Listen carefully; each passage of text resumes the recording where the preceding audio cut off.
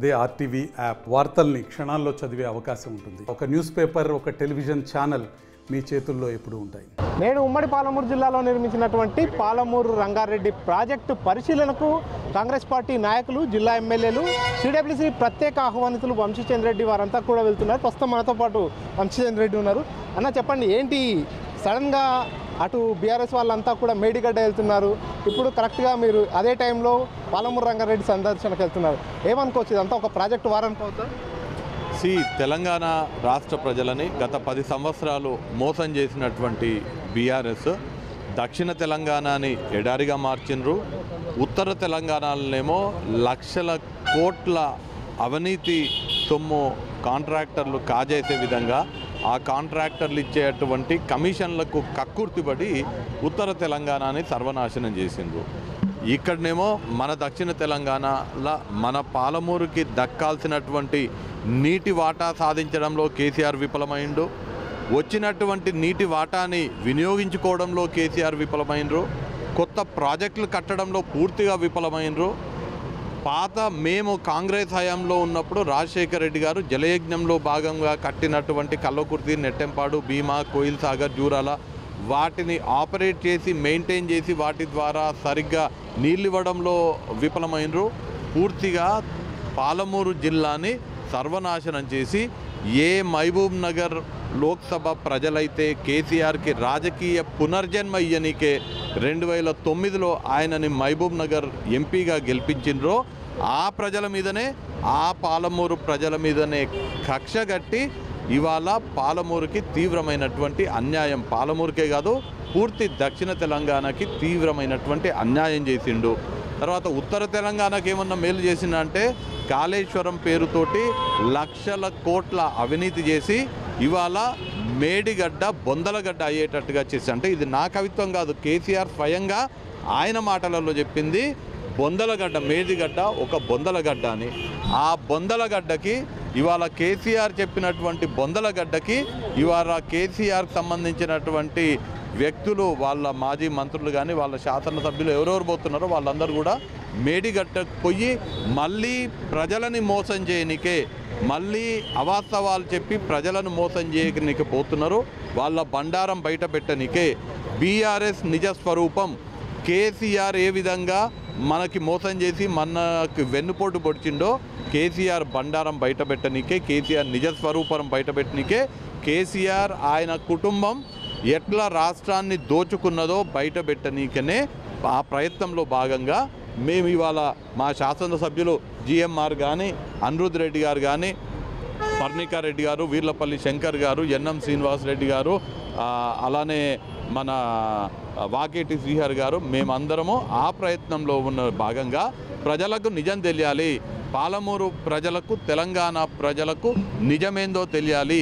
కేసీఆర్ ఎట్లా రాష్ట్ర ప్రజలని మోసం చేసిండు, ఎట్లా రాష్ట్రాన్ని దోచుకున్నాడు, ఎట్లా మనకు దక్కాల్సినటువంటి నీటిని ఆంధ్ర వాళ్ళకి దోచిపెట్టిండు, ఎట్లా తెలంగాణని ఎడారిగా మార్చే కుట్ర చేసిందనేది తెలియాలి తెలంగాణ ప్రజలకనే.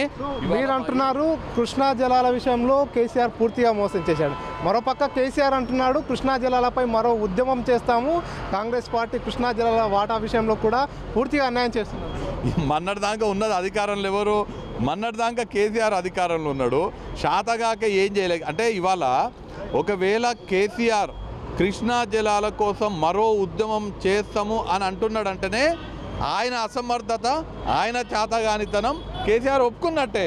నేను 10 ఏళ్ళు ముఖ్యమంత్రి ఉన్నా నేనేం చేయలేదు, నేను వాటాను తెప్పియలేదు, మనకు రావాల్సినటువంటి హక్కును నేను సాధించలేను కాబట్టి ఇప్పుడు ఉద్యమం చేస్తానే నాటకం ఆడుతున్నాడు.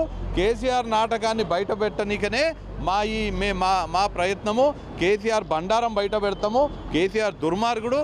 ఎట్లా కృష్ణా జలాలకు సంబంధించి కేసీఆర్ పూర్తిగా ఆయన అసమర్థత వల్ల ఆయన విఫలమైండో, ఎట్లా ఆంధ్ర వాళ్ళ మోచేతి నీళ్లు తాగి ఆంధ్రాకు పూర్తిగా దాతోపడి ఎట్లా మన జలాలని ఆంధ్రాకి వాళ్ళు దోచుకుపోతుంటే ఎట్లా చేతగాకుంటున్నాడో ఇవాళ బయట పెట్టనికనే మా ఈ పాలమూరు రంగారెడ్డి ఎత్తిపోతల సందర్శన యాత్ర మేము ఇవాళ చేస్తాం. పార్లమెంట్ ఎన్నికలు సమీపిస్తున్న నేపథ్యంలోనే ఒకవైపు బీఆర్ఎస్ పార్టీ అటు కాళేశ్వరం వెళ్తుంది కాంగ్రెస్ పార్టీ, ఇటు పాలమూరు రంగారెడ్డి వెళ్తుంది. కేవలం పార్లమెంట్ ఎన్నికలను దృష్టిలో ఉంచుకున్నట్టు బీజేపీ పార్టీ వాళ్ళు అంటున్నారు. బీజేపీ పార్టీ వాళ్ళు బీఆర్ఎస్ని కాంగ్రెస్ని విమర్శించే తప్ప వాళ్ళకి ఏమీ చేతగానటువంటి పార్టీ ఏమైనా ఉందంటే భారతీయ జనతా పార్టీ. ఇలా భారతీయ జనతా పార్టీ మన పాలమూరు జిల్లా ప్రజలకు సమాధానం చెప్పాలి. వాళ్ళ నాయకులు గత పార్లమెంట్ ఎన్నికలప్పుడు ఇక్కడికే వచ్చి మహబూబ్ నగర్కి వచ్చి నరేంద్ర మోడీ గారు, సుష్మా స్వరాజ్ గారు పాలమూరు రంగారెడ్డి ప్రాజెక్ట్కి మేము జాతీయ హోదా కల్పిస్తామనే మాట చెప్పిండ్రు. ఇవాళ ఎందుకు వీళ్ళు ఒక్కరు మాట్లాడరు? పాలమూరు రంగారెడ్డి ప్రాజెక్ట్కి జాతీయ హోదా గురించి ఏనాడైనా ఏ పాలమూరుకు చెందినటువంటి బీజేపీ నాయకులైనా నాయకురాలైనా ఎప్పుడన్నా పోయి పాలమూరు రంగారెడ్డి ప్రాజెక్ట్కి జాతీయ హోదా గురించి మాట్లాడినరా? ఎప్పుడన్నా మన జిల్లాకు రావాల్సినటువంటి ప్రాజెక్టులు కానీ మన రాష్ట్రానికి రావాల్సినటువంటి ప్రాజెక్టుల గురించి ఎప్పుడైనా మాట్లాడినరా? వీళ్లకు అభివృద్ధి చేత కాదు, పని చేయడం చేత కాదు, ఏమైనా వాళ్ళది వీళ్ళది అని చెప్పి పబ్బం కలుపుకోవడం తప్ప భారతీయ జనతా పార్టీ, భారతీయ జూటా పార్టీ అంతకన్నా ఎక్కువ చేసేది లేదు.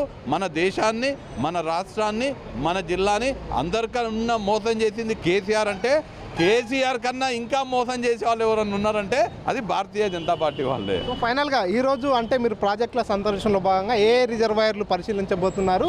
మీతో పాటు ఇంకెవరైనా ముఖ్య అతిథులు పాల్గొనే అవకాశం? ఇవాళ మహబూబ్ నగర్ లోక్సభ నియోజకవర్గానికి సంబంధించినటువంటి గౌరవ శాసనసభ్యులు అందరూ ఇవాళ ఈ యొక్క కర్వెన దేవరకద్ర నియోజకవర్గంలో ఉన్నటువంటి కర్వెన రిజర్వాయర్ నుంచి ప్రారంభించి మా జిల్లా కాంగ్రెస్ పార్టీ అధ్యక్షులు, మన దేవరకద్ర నియోజకవర్గ శాసనసభ్యులు జిఎంఆర్ గారి ఆధ్వర్యంలో కర్వెన సందర్శన చేయడం జరుగుతుంది 11 గంటలకు.